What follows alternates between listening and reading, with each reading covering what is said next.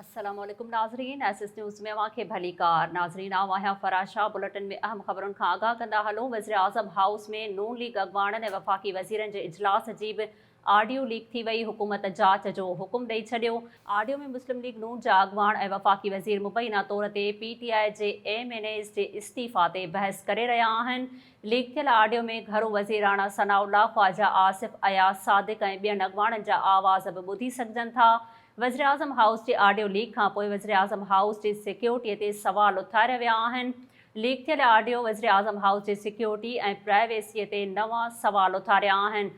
होॾां ज़रियनि जो चवणु आहे त हुकूमत ऑडियो लीक थियण जी जांच जो हुकुम ॾेई छॾियो आहे।